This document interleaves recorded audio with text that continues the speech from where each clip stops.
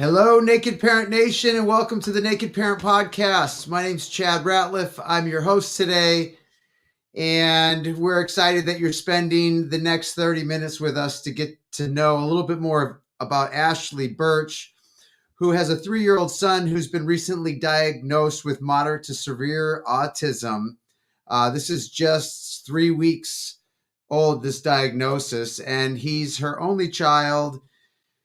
She loves him dearly and finds the situation very rewarding and very challenging.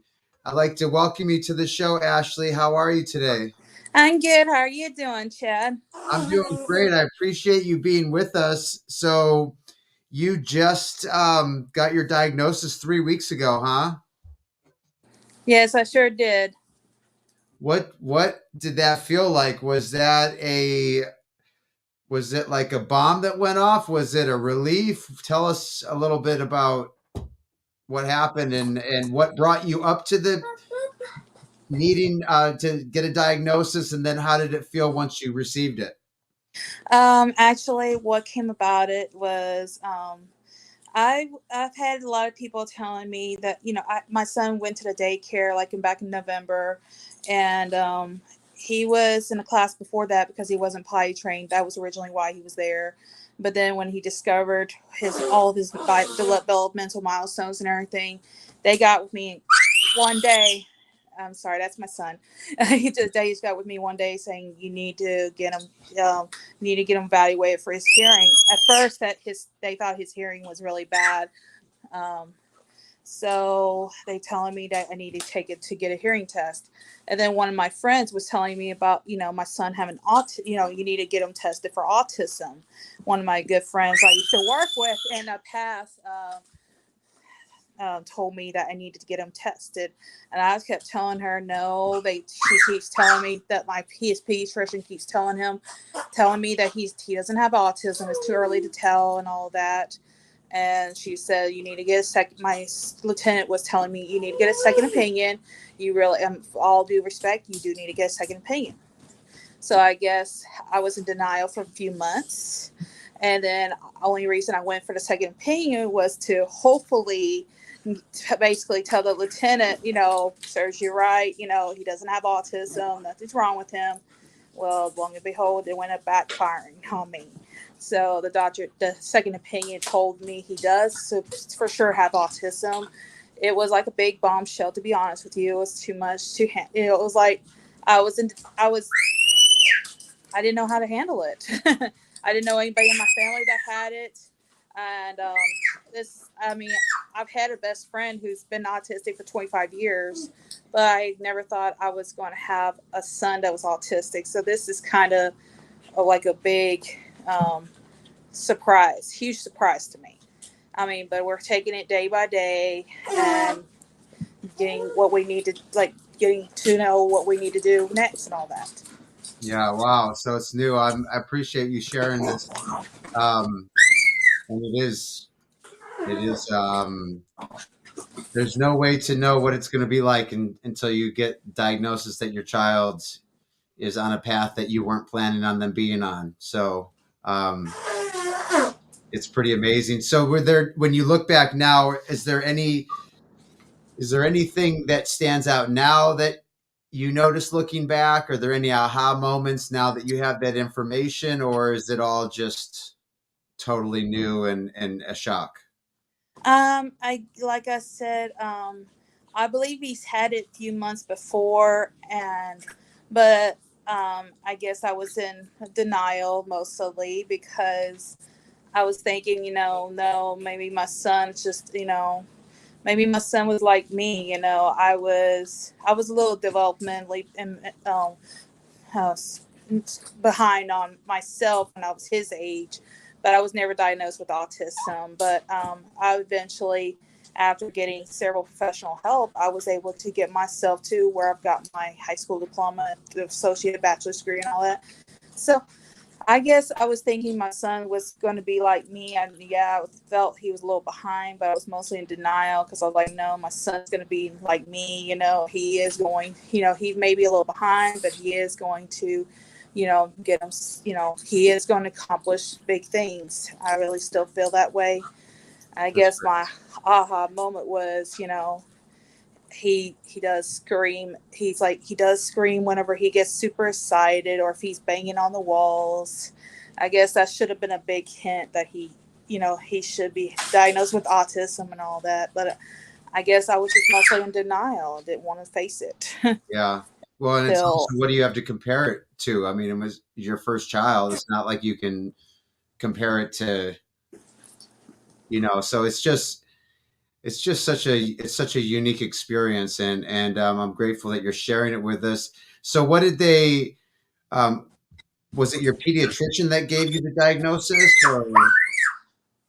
his well, now his pediatrician, but it's like a second opinion. The pediatrician, he was also a pediatrician, and but what happened was reason why he knew for sure with autism was because his first one, she was kind of fairly new as a pediatrician and didn't have special needs certification or something, but that doctor he did. So that's how he knew when he took a look at Ryan for like 5-10 minutes. He's like, oh yeah, he for sure has autism. So because of that, that's how we were able to move forward instead of, thinking, he doesn't know that many. He doesn't know that many words. Like he only speaks like, if he does speak at all, it's like 30 words total when he's supposed to be at 300 for his age range. So yeah, she said, yeah, he is maybe speech delayed, but his first pediatrician said it's too young to diagnose him with autism at the time that he was 2 and everything. What did they say for next steps? Did they give you any suggestions on kind of what some next steps are for you? Well, his pediatrician did refer us to the occupational physical speech therapy. We have started on that a week after the diagnosis. We did start on that as soon as possible. And he's been going for like last 2 or 3 weeks. He's been going like 3 or 4 times a week. And he may be, what they're telling me is he may be going to speech therapy twice a week, occupational therapy twice, maybe physical therapy. Good thing about it, he's not confined to a wheelchair, so that's why they say only 1 time a week for that. So that's what they're saying. What we can do so far is just doing all these types of therapy to help him to hopefully get him on track and get him where by the time I feel when he reaches kindergarten, he'll be pre-K and kindergarten, he'll be ready to go and he'll be right where the other kids are. Yeah, I see.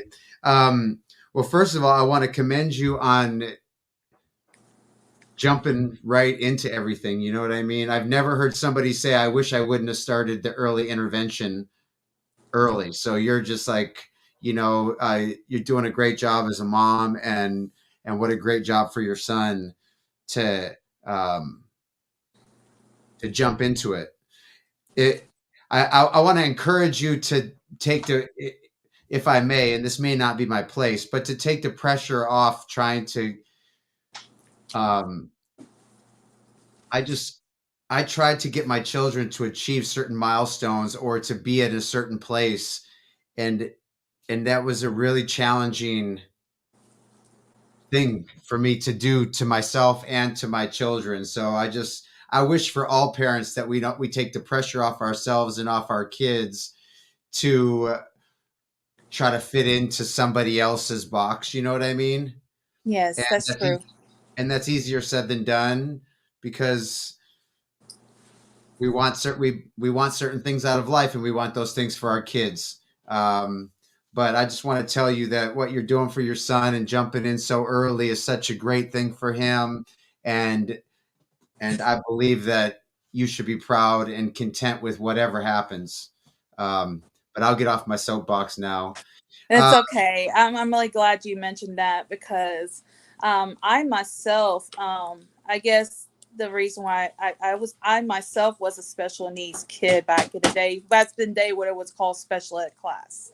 So Uh-huh. I myself was in a special ed class for like first 6 years of my elementary school years. I feel was because they had me on Ritalin, overdosing me on Ritalin, so it didn't help me retain information. As soon as my dad got me off of it, I was able to retain information and I was able to catch back up. It was a struggle for my dad to get custody of me. Finally, he did in seventh grade year. Helped me out of that. Took them a lot of hard work. My dad and my bonus mom, I appreciate them very much on that.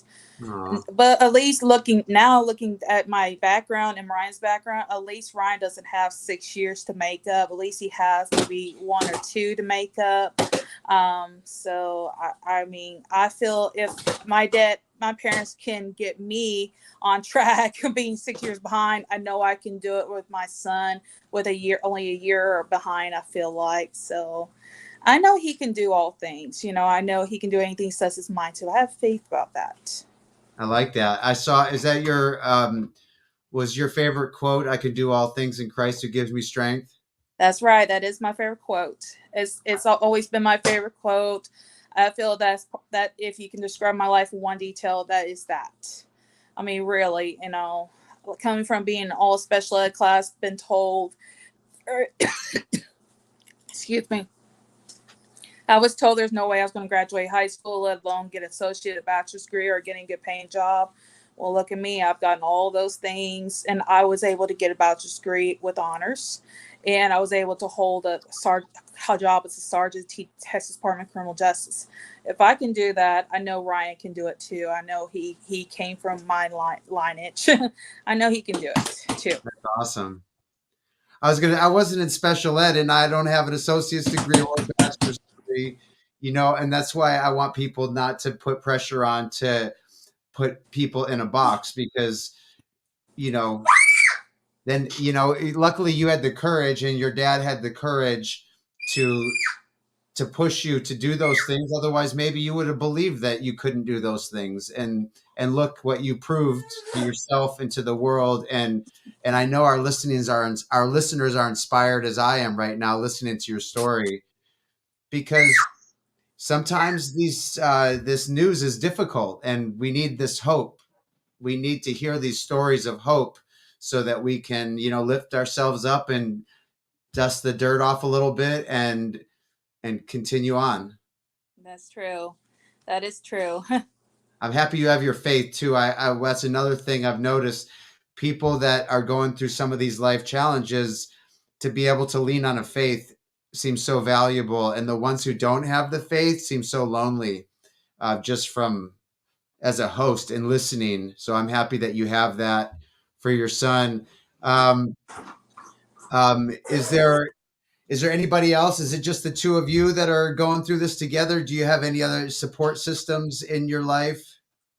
I'm so glad you asked, Chad, because really, honestly, I would not be where we are today if it wasn't for my brother-in-law, who is still an amazing uncle. He said to me right when on the diagnosis day, he said, I knew all along he had it, but I was too scared to tell you about it. And I said, why are you scared of telling me about it? He was afraid that I wasn't going to take it too well. And I'm thinking, looking back, maybe he was right, because I would have been like, defensive. I would have been like, no, my son's not retarded. I do not believe he is. He's a little bit definitely behind, like I was, but he's not. He's not retarded. He's smart. He may not talk, but he's smart to me. And but I'm glad you mentioned about the support group, because I'm back to that. If it wasn't for my church with a special needs class, I like to thank Carol. I'd like to thank Michelle and Janet. If it wasn't for those three, we would be dealing with this autism thing alone. And his uncle Alan and his cousin Geneva. If it wasn't for them, we would be totally lost, and we would be like feeling like we're going through this all alone. Oh, I'm so happy you have that, and I hope for everybody listening who supports people like yourself and your family, and people like me and my family. I hope they hear how important they are to us, because I don't know how I would do it without my support system. I don't think I could do it. So I'm so grateful that you have that, and I hope that you can remain a friend of the shows after we're done with our conversation here, and we can go through this journey together. Because I think together, we're gonna do amazing things, and I, alone, it doesn't seem like the right way to do it. So you're right. You're right.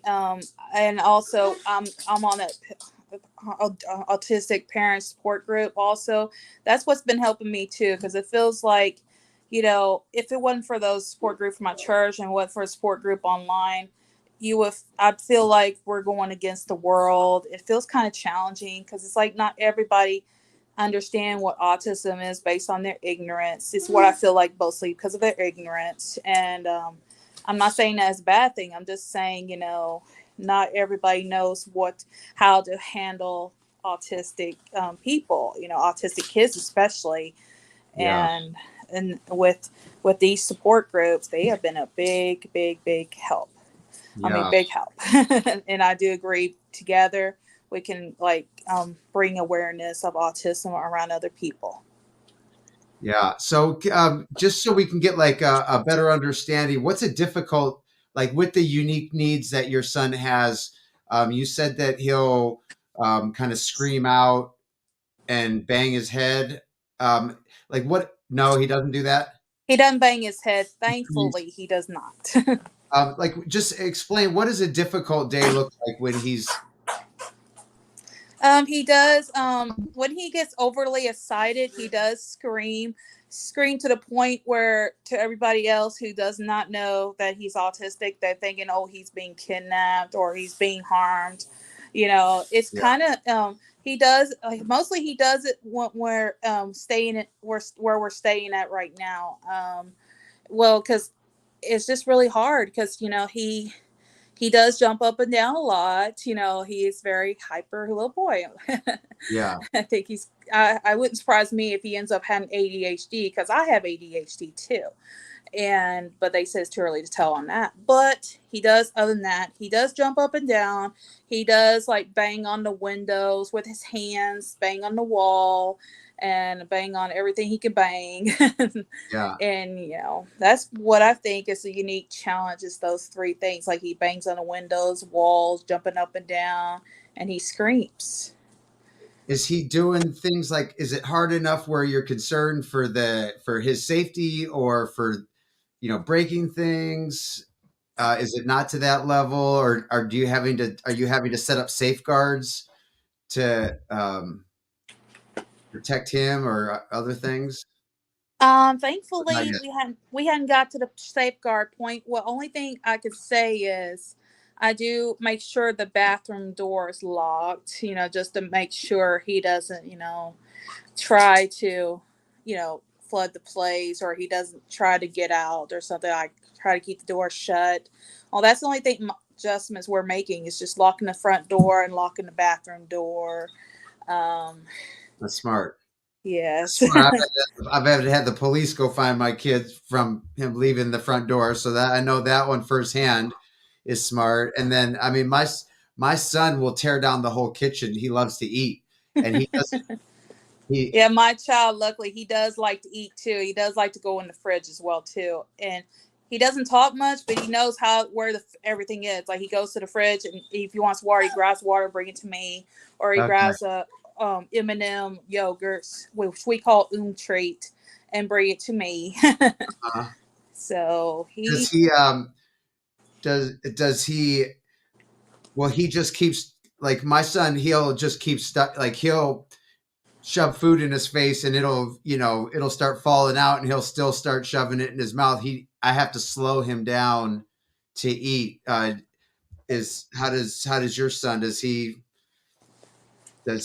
take his time, or is he? he's that kind of kid. I feel like where he first of all he won't eat the food when it's super hot from the microwave. I think what kid would what child Right, would right. and second of all he doesn't eat it all at once. Like he'll eat like a bite here, then he'll go do other things, and then a minute later take another bite, then he goes back and then takes another bite. Like he does. It takes like I think like for a meal it takes like about 30 minutes to eat like one meal, like the meal I make for him. I like that. So I like that. I don't like because he's a snacker kind of little boy. I like that. I mean, I don't know. Do you like that or no? I mean, at first I didn't, but as long as he's eating, that's all that matters to me. That's all that matters to me. If he eats and he's getting enough protein, enough fruits and vegetables, that's all that matters to me. In every way. At the end of the day. Yeah, I agree. See, my son, he'll eat so fast that throw it up. So that's why it sounds good to me that your son is kind of snacking, because then his body's having time to, digest the food and stuff like that. I have to work on keeping it so that my son doesn't throw it back up. So that's why I was Right. asking about that. Um, Right.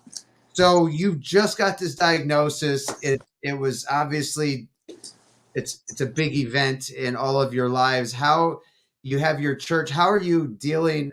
What do you do to take care of you? What's your secret to taking this one day at a time and taking the challenges and not getting so overwhelmed? How do you do that? Well, Or honestly, I think that's where I'm coming back to one of the ladies at the church, Michelle. She noticed that we were way over our heads, and it's mostly because we weren't um, medicated like we're supposed to be. So they've helped us with, making sure we take our medicine daily, and I feel that's helps me. That's helping me be more calmer, more more more calmer, more of a parent that Ryan deserves for me to be. aw, that's awesome. So Yes. what's the next thing on your list to do for yourself or for your son? You have these steps, you got the journey ahead. What's the next thing you want to add Next, to your life? a next step is we're definitely working on trying to get his own room. Right now, we're in that one bedroom apartment, and we're working on by next month getting his own room and make his room as sensory as we can. Like get a mini tramp. We're planning on getting a mini trampoline for his birthday because obviously, as you can see, he loves. No matter where he's at, he loves to jump. This kid loves to jump, and in his Sunday school class, they do have a mini trampoline there. So every time he comes to that class every Sunday, he first thing he does is jumps on that trampoline. Like he'll jump on it for a good 15 minutes. So I'm like, oh yeah, bingo, I gotta get him a trampoline for his birthday. And he'll be turning 4 in June 13th to be exact. And I was planning on Oh, making his room like sensory as possible, like get his own bed, like get him transferred from co-sleeping position to sleep in his own room. We're working on that. And we're also going to be working on him, getting like all picture books and helping with his speech, do what his therapist tells us to do. And one of those things is getting a bunch of picture books and helping with his words. And that's what we're planning on doing is every time he accomplished, like even look, every time he comes to a milestone, small or baby stuff, small or big, we're gonna celebrate it. That's what yeah. our plans are. Oh, Because that's I do awesome. believe my son, Albert Einstein, he didn't start talking until he was 5, and look where he's at right now, like what he accomplished, and Yeah. he didn't talk until he was 5, and I believe Ryan's gonna be the next Albert Einstein. I do honestly feel that way. Oh, I love that. I love it. Exciting. Where do you live? What I live in Dallas, Texas. We're gonna be moving to Fort Worth, Texas, within a month. do you know of, like the like in our town, a resource that's really valuable for helping is called Tri Counties, and they provide different services. Do you know of like the kind of the resource in your town that helps families with special needs kids? Or Honestly, currently, I'm still trying to learn. I'm still learning on that, and I believe that's what Carol is going to try to talk to me about this week. She told me great. to call her whenever I have some downtime, and we're going to plan on talking to her Friday about what we can do to help us out and also help him get closer to where he needs to be, you know, where he's supposed to be, kind of thing.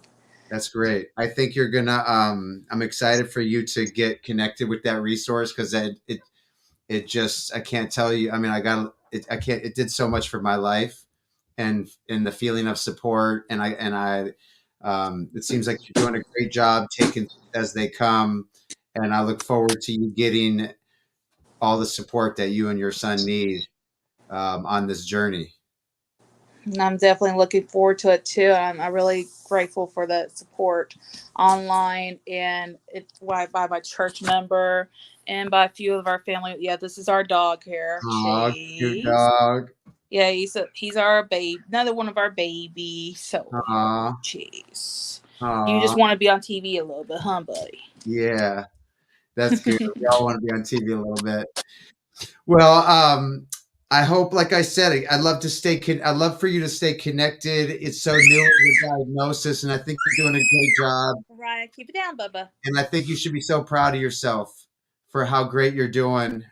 You've inspired me to be a better dad today to my kids when they get home from school. You've inspired me to be a better person.